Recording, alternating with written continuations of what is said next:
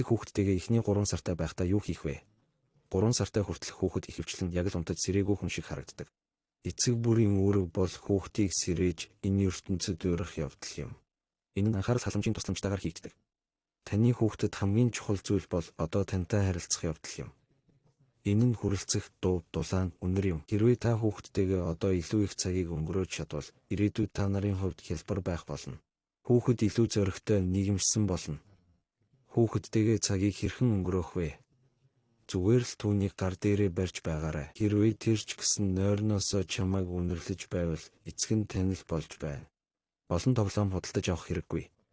Одоогоор нисдэг тэрэг дасгах нь эрт байна. Түүнд хамгийн сонирхолтой нь нэг өнгийн дуугарч буй тоглоом, тод өнгөтэй, гэхдээ хүчлэг өнгөгүй. Түүнтэй ярилц, хүүхдийн дуу дуул. Ямар ч яриа чухал биш, чи дуулж чаддаг эсэх нь чухал биш. Эцгийн дуу, түүний сэтгэл хөдлөлийг сонсох нь чухал. Энэ нь таны хүүхдийн хөгжлийн орчин юм, мэдрэмж. Мөн харилцах өөр нэг арга. Тэврэлт, массаж, энэ бүгд хүүхдэд одоо хамгийн хэрэгтэй зүйлс юм. Ямар ч төвөгтэй зүйл зохиох хэрэггүй. Чи чаддаг мэдэрч байгаа аргаар хий.